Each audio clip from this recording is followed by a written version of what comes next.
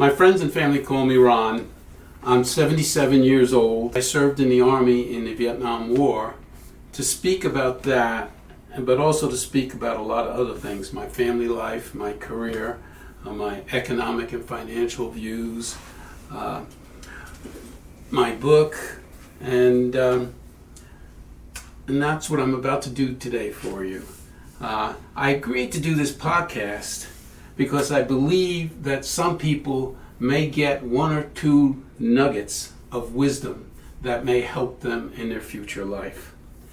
So we're going to start with my Vietnam War experience. And this is an interesting story because what a difference 3 minutes made in the 1970 military draft. In 1970, I had been married for 2 years. I had graduated college with a degree in economics a year earlier, and I was working for the J.C. Penney Company in their catalog division. And the story about the draft is that they would take every day of the year and randomly draw them and number them from 1 to 365. And in that year, they went up to 180 and drafted you. And if you were greater than 180, then you didn't get drafted. All right? On January 1st, 1948, my mother was 9 months pregnant with me. She and my father traveled from Yonkers to the Bronx to visit my mother's parents, my maternal grandparents. And in the Bronx, they lived in a 5-story apartment building on the top floor. And since it was on a hill, there was like 30 marble steps to get to the beginning of the building. And there was no elevator. Now you can imagine at 9 months pregnant, what a struggle that must have been for my mother to climb up all of those steps. When she got to my grandmother's apartment, she wasn't there very long when she started feeling these funny feelings, and she didn't know what they were. So she pulled my grandmother aside, described them. My grandmother, who had 5 kids, knew immediately what it was. She was in labor, all right? Which kind of tells you the lack of sex education back in the 1920s, 30s, and 40s. Now, back then, a telephone was considered an expensive luxury.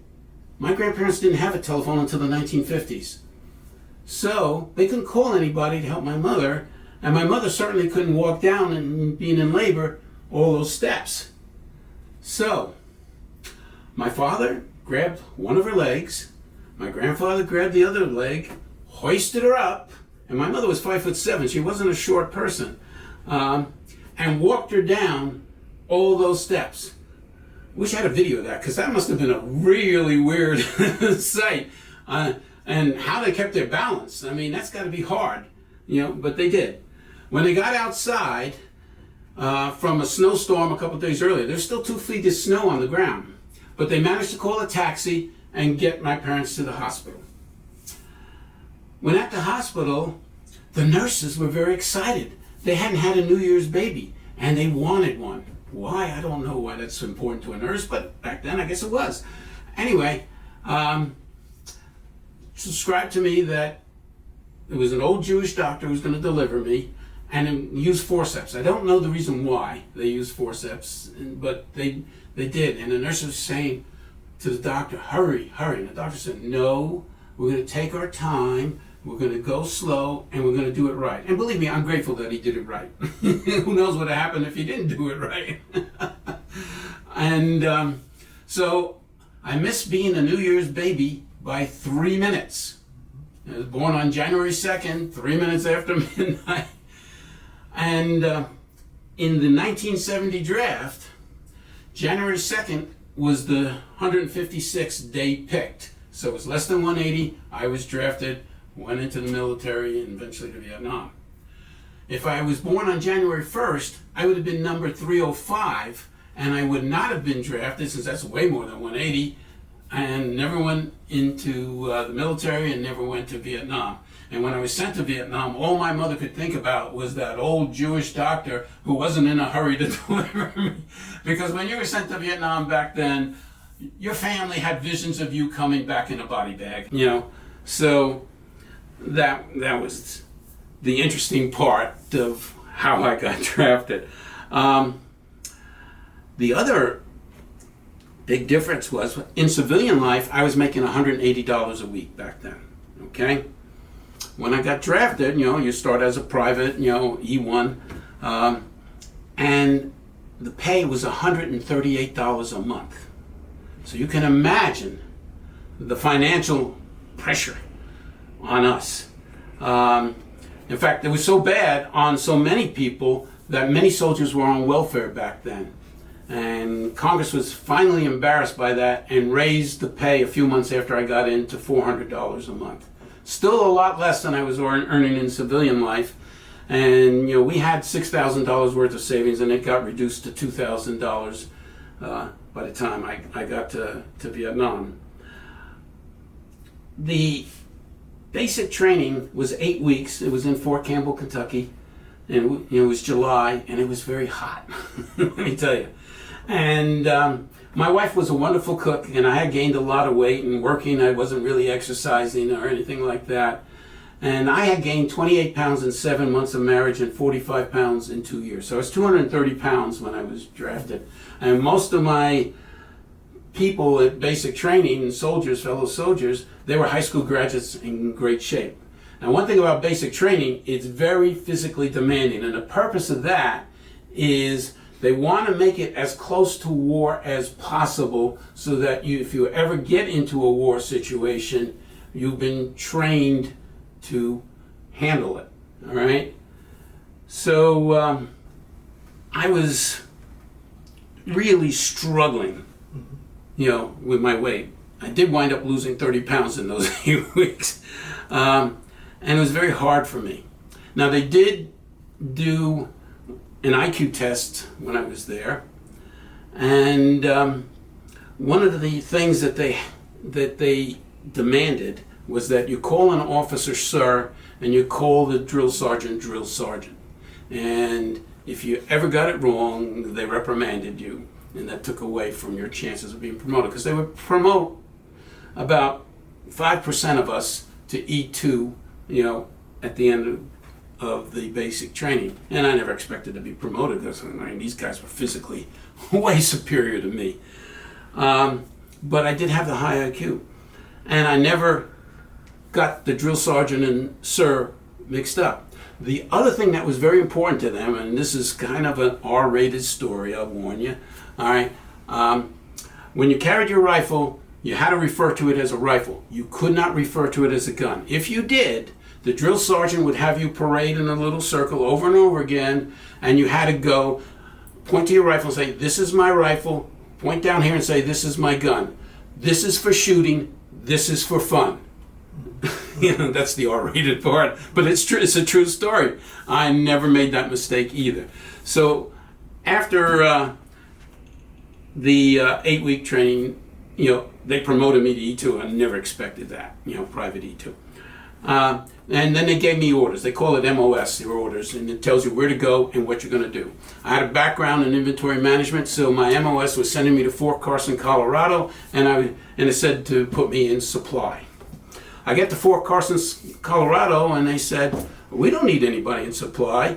You're going to be loading 200-pound shells into tanks. I couldn't. But first, you have a 3-day orientation that you have to go through. Fortunately, during the 3-day orientation, a position for training clerk for the battalion, and there's 2,000 people in the battalion, opened up. And they gave it to me because I had the highest IQ in the battalion. And I don't have an Einstein IQ. I have a high IQ, but I'm not an Einstein IQ. So I was extremely grateful for that.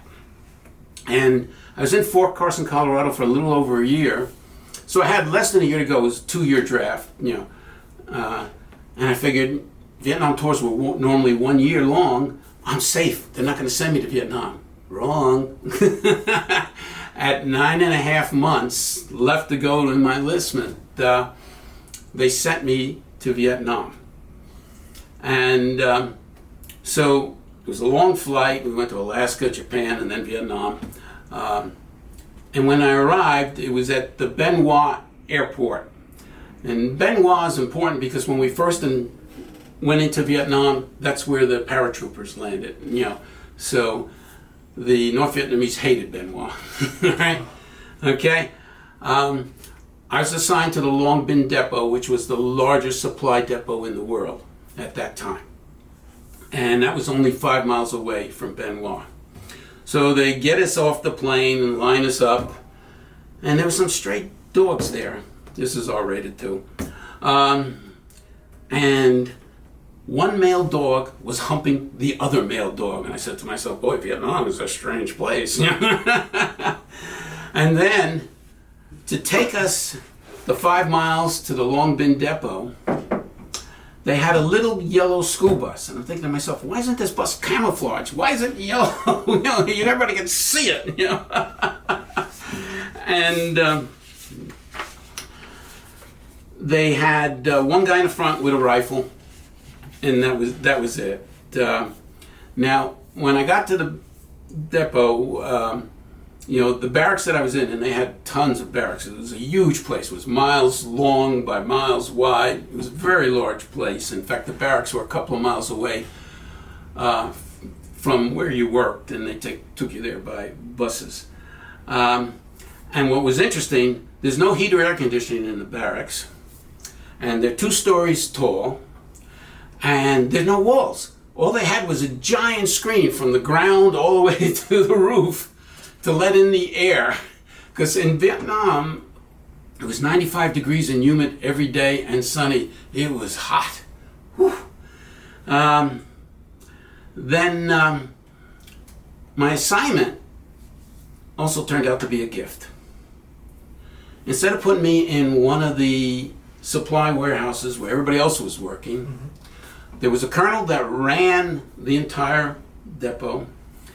He had a big office that was air conditioned. I was picked to manage 5 civilian South Vietnamese secretaries in his office. So think of this, I worked in air conditioning in the army in Vietnam. How many people could say that? I mean, I just lucked out.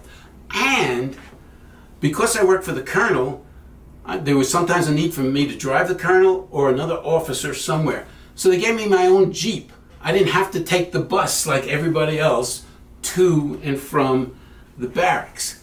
And there was one time when I was told to take this officer to the American Embassy in Saigon, which was 15 miles away.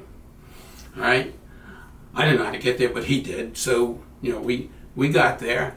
I didn't go in the embassy. I had to stay with the Jeep. And then we got back. 2 things happened that were interesting. The houses were little huts. They were small. We passed one. The man walked out of the door, walked 40 feet, and I guess the house had no bathroom, and he just urinated right there in the public. Like, oh, what's going on here? Culture's a little bit different. And for buses, they had these open-air Jeeps with just a top that sat 6 people. That was their South Vietnamese buses. And on the way back, one of them got into my lane and sideswiped my Jeep. So I pulled over figuring, we got to exchange information or whatever, but that bus just kept on going, never stopped. So then I drove back. Now, once every 2 weeks, we would pull guard duty at night for 6 hours around the base, and when our 6 hours were up, we would sleep in barracks out in the base, not our own barracks. All right? And there was barbed wire, of course, around the entire base for miles and miles. And they had these wooden guard towers. They were about 25 feet high with a built-in ladder. When you got up to the tower, there was like a 3-foot wall all around, some posts, and a roof on top of the posts. And there were 2 people to each guard tower. And they put a metal plate in the front so that it would stop bullets that came toward us. The other thing that they did, they had giant spotlights halfway between each post, and the posts were about 250, 350 feet apart, to blind anybody from the outside shooting in so they couldn't see our little guard station. One time, when I was there, some bullets, machine gun bullets, and every fifth one was a red tracer, started shooting halfway between my guard duty and guard post and the other one. Mm-hmm. And it was at the right height, but not at the right location, thank God. We were not allowed to shoot back. We had to use the little telephone that they gave us in the guard post and call the officer of the day. He had to come and give us permission to shoot back because they were afraid it might be some drunk American and we might kill him. By the time the officer got there, the shooting had stopped. It only lasted like 20, 30 seconds. All right. Another interesting thing that happened while I was there, some of you may have heard of Bob Hope. He was a comedian, and starting in World War II, he was very famous. He came from England to the United States and lived in the United States. He would put on shows. He would get famous actors, entertainers, singers to come to where the soldiers were stationed and put on a show in basically a war zone. And we had this stadium about a quarter mile from our barracks, and and I'm wondering, what did they got this thing? That's where the Bob Hope show was. And when he came, a lot of soldiers, hours before, it was 95 degrees again, went there to get a good seat and see the show. I was just too hot. The captain of our barracks, in fact, he was a black man. He was the only black officer I ever saw. But anyway, not kind of typical, I guess, for those days. He had his own air-conditioned little hut and an office in front of it. I went into his office. He had a small black and white TV, and they had Bob Hope's show live, and I watched it from there instead of watching it because I felt much better being in that air-conditioned thing watching black and white TVs than going there. Now, this other stuff I'm sure was never published during Vietnam. At least I never heard it. You got to remember, I went there in 1971 to 1972. 3 years earlier, Martin Luther King was assassinated. Black Power was a big movement back then. In fact, one of the goals of Black Power, they wanted 6 to 7 southern states to be open only to black people and to form their own country. Of course, that never happened. But there was a lot of resentment by many blacks against whites because of that assassination, even though many whites did work with Martin Luther King and marched with him and everything to fight for civil rights for blacks. And they had this thing before you went on guard duty every 2 weeks where the captain would inspect everybody for your clean uniform, spit shine boots, and he had also ahead of time given you military questions and answers, and he would ask you that. And if you were the man of the day or the soldier of the day, you would stay at your barracks given an M16 without any ammunition and march around your barracks for 6 hours, supposedly keeping the peace in your barracks. Well, I got that quite frequently because I memorized the thing, and I figured, I'd rather sleep in my own barracks. And anyway, one of the times that I was doing that, I came upon 4 black soldiers alternating punching this white soldier. And he was like a drunk. He was so, and of course it's my job to stop it. 1 against 4 with an unloaded rifle. Anyway, so I asked them to please stop. One of them stared at me real stern. And what are you going to do about it? I got a little scared with that comment. If they're going to beat up me, I can't stop it. So I used my wits and I said, look at him. He can barely stand up. You've made your point. Just like you, he has family at home praying every day for his safe return. Please let me take him and get him some medical help. To my great relief, all four of them immediately turned around and walked away, and I was able to take him and get him some medical help. And I'm very, very fortunate that that happened. But after that incident, I made sure that every time I came up for every 2 weeks for guard duty, that I never got Soldier of the Day again. I felt safer in the guard tower guarding against the North Vietnamese and the Viet Cong than parading around my own barracks and guarding that. It's kind of sad when you think about it.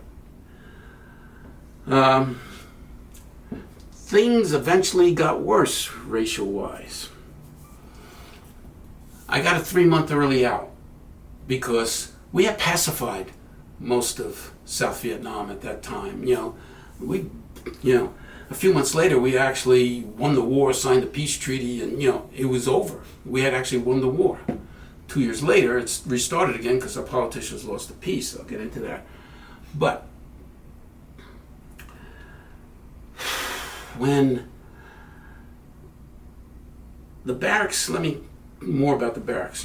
We had 3 barracks and a bathroom. Next to us were 3 barracks and a bathroom. Across the street was the same thing. Duplicated behind us, behind them, same thing, on and on and on, because there were a lot of us there. It was a big depot. They started rioting at night, the blacks. They sent 8 people to the hospital in a week.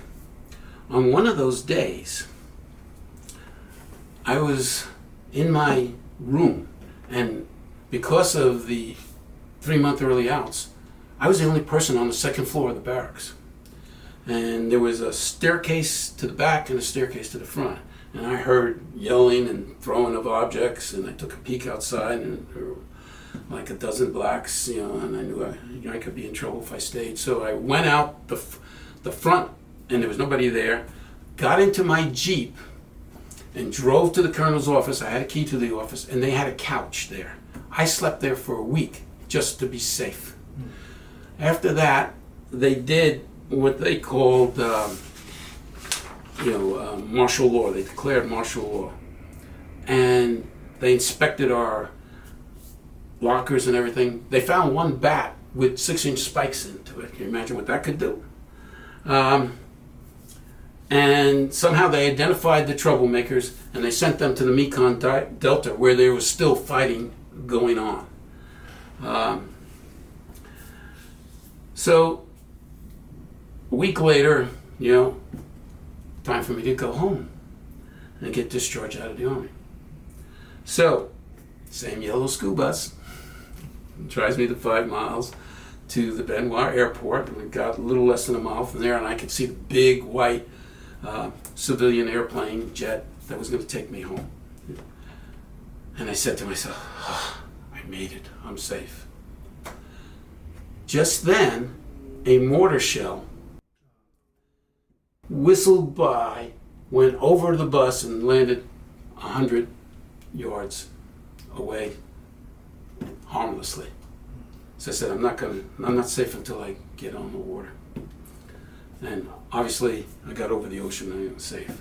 There was one other incident with machine gun fire that I forgot to tell you earlier, and I'll tell you now. Halfway through my tour, I got a 3-day R&R, rest and relaxation, in Vung Tau, Vietnam. Vung Tau was a beach town. It was kind of pretty. Nice shady trees, nice beach. In fact, on the beach, they would sell pineapples. They would carve them out like this and whatever. And I got this 3-day R&R. They took us there by UE helicopter. A UE helicopter has no doors, it has sides.